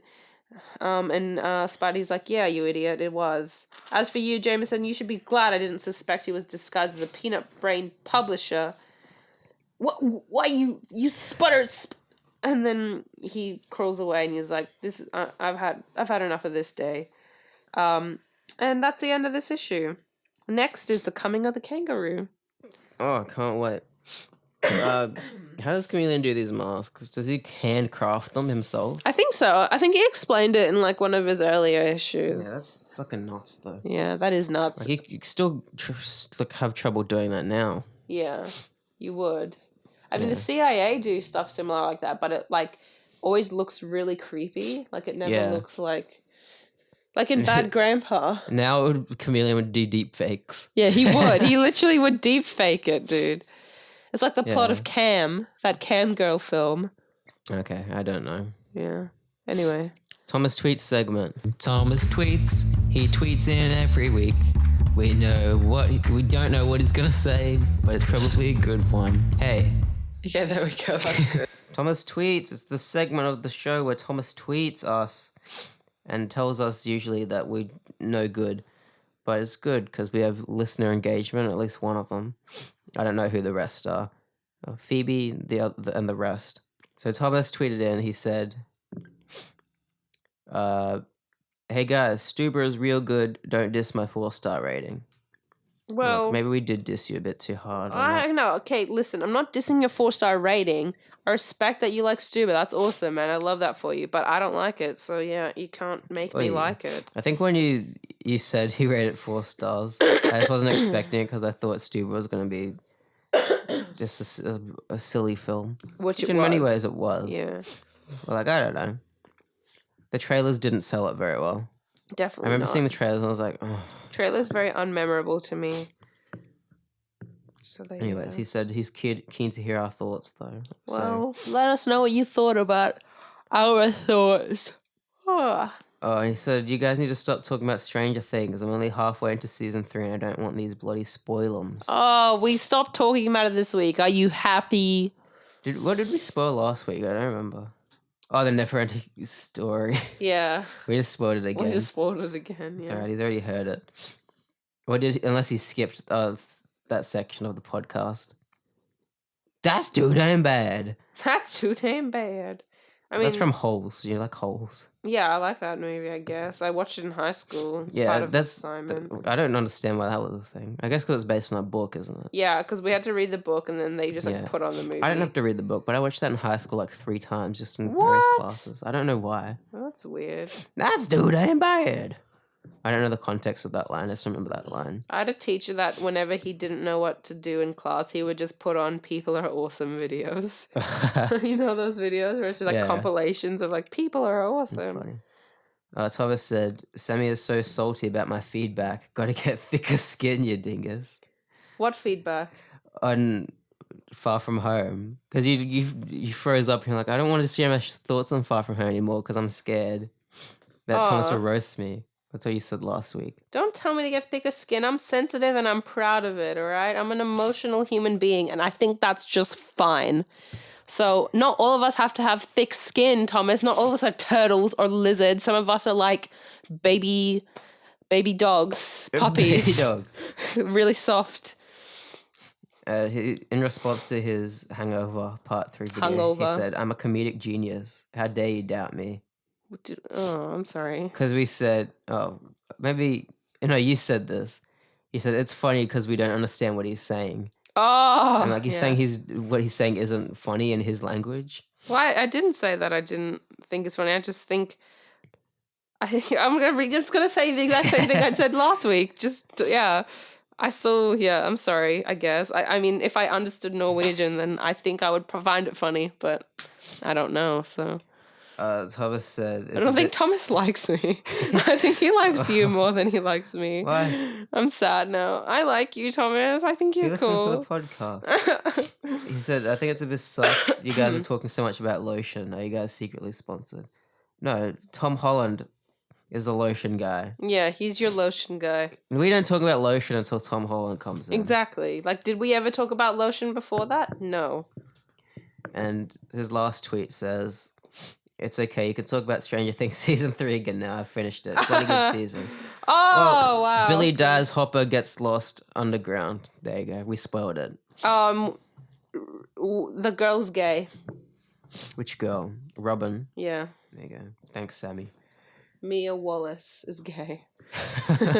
Mia Wallace's daughter. Oh, God. Did somebody say lotion? Oh, the trigger word. It was the trigger word. Look, you've got a lot of explaining to do, buddy. Do you have a plan now that you have killed our Dimension's Tom Holland? Well, here's the thing, you know? Hey guys, how you doing? Wait, what? Okay, what's that meant to be? No, I'm Tom Holland from this dimension. What? What? Wait, hold You on. tell me some sort of switcheroo happened? Okay, yeah, so basically...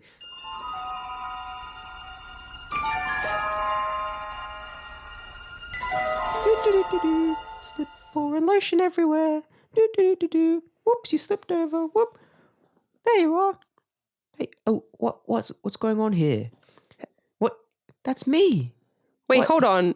Tom, that's you. That's me. Tom, what the fuck? I don't know what's going on here. What is this? Is this like some sort of lookalike? Is this your stunt double? Did he I am follow you. us? Shush, I am you from another dimension. And I'm here to sacrifice you to the gatekeeper. What the so I can go to the underground and return to my home. Tom, what the fuck is this? Is this a prank? No, this doesn't make any sense. It makes a lot of sense. Now I'm gonna kidnap you and take you back to the Peter Palmer podcast because they record their podcast on top of the entrance to the gatekeeper. What the None fuck? of this you're saying is making any sense to me. So, are you recording this? Yes, I need evidence that I did this for realsies.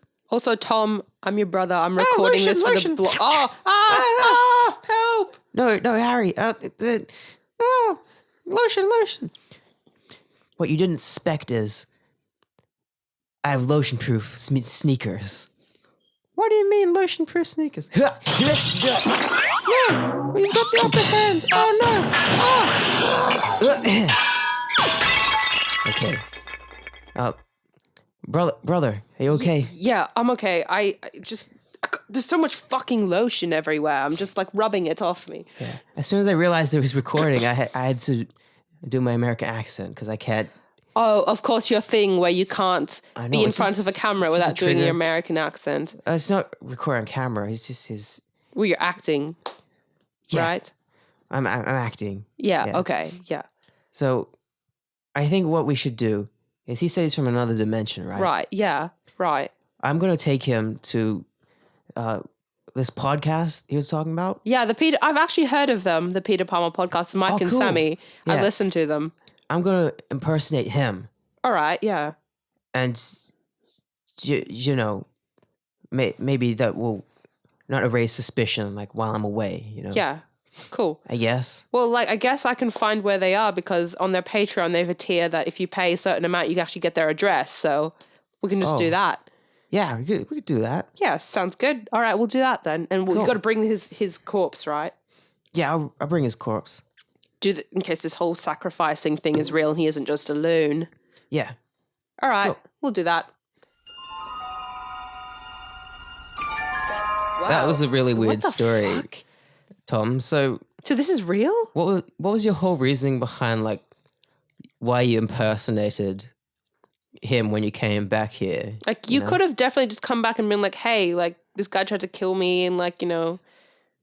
Well, you know, I just thought you guys would think I'm lying, you know, because from what I've heard from the podcast from my brother, he said that you guys have had a few run-ins with this dimension, that other dimension's Tom Holland. Yeah, that's true. Yeah. So, wait, hold on. Your brother Yeah. listens to our podcast? Oh, no, he skimmed through it once we ran into. Oh, okay. Well, that's yeah, pretty so cool. I guess I just didn't want to raise any suspicions, you know. People get starstruck when they see me and my voice. Oh, okay. What if I Yeah, spoke we get like so this? It might. You can stop that. That's creepy. Okay. Yeah, so Tom, so you want to help us? Like fix the situation we're in. Yeah. Well, you've already sacrificed him, so you want to help bring Dimension C's Tom Holland's corpse to the gatekeeper next week? Yeah, I was gonna say I can't do it today. I'm really, really busy. Sure, all right. Yeah, I'm a Hollywood celebrity. I've got Oh, the number yeah. one film in the right. world right now. It's Okay. it's doing the rounds, and I didn't get to enjoy my time in Africa, which is why Okay, fair enough. I ran away last week, kind of in a hurry after the last podcast, and All didn't right. reveal my secrets then. Okay, because the world's like looking for you. I know. I just wanted to enjoy my holiday, but I'm gonna go back out there and make the announcement. All right. Good for you. Good job, So Tom Holland. same time next week. Yeah, same time next week. Yeah, something like that. Something, yeah. I mean, like you can just just tweet us or whatever. Yeah, and You can follow us at Peter Palmer Pod. yeah, and also because you're coming back next week, they'll give us enough time to get Robot Mike and French. Oh yeah, Of Robot Sammie and French, Mike, sorry. because we actually Back in haven't here. been keeping tabs on them, and they could be they've doing anything right now. They've been looking for Dimension C Tom Holland, which is probably why they're still out there because he's not alive. He's not alive. He's not out there. So I'm actually kind of concerned for them because they don't look quite normal to our people. So we'll get them back in next week because they want to go into the underground to and also find their dimension people. Yeah, because there's from my understanding, there's like some sort of portal in the center of the Earth Yeah, to like all the different dimensions. that's right. That's what they said. Yeah. Yeah, that's why Dimension C Tom Holland wants to go down there. That's why French Mike, Robert Sammie want to go down there. Yeah. It's a whole thing. It's a whole thing. Yeah. So you're saying there's a multiverse? Yeah, there is actually. I suppose so. Yeah, I mean, we've run into other multiverse people I know. before. It's because we're kind of like at the center of this, like accidentally on top of. Yeah, we literally just accidentally have our recording studio on top of the gateway. It's just, I Oh, guess, that's so why this is all cool. happening. So, you've had a few run-ins with like other realities. Yeah. Yeah, we had this whole had our thing fair with share. Ben Mendelsohn. It's a Eric huge Bana. battle and everything. Dinosaurs, yeah. Dinosaurs, yeah, it was the whole thing. Cool. Well, I gotta run. I'll see you guys next week. Okay. Bye, Tom. Oh, he's Bye, literally Tom. running. Yeah. That was a fast little feat. Cool. Well, it's So as you were saying, yeah.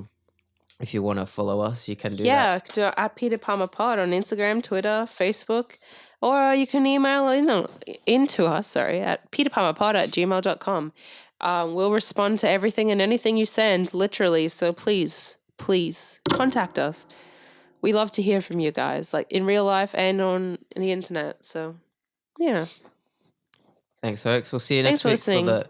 the penultimate episode to this season, the second last episode. Second last episode, yeah. It's Hopefully, unless this whole Gatekeeper saga keeps getting extended. But I think we've got all the pieces in play now. We can we can get tie it all down up. there and Yeah. just, Get down on it. yeah, just like they say. Get down on it. Get down on it. Uh-huh. Get down on it. Goodbye, everyone. Good Get down on it.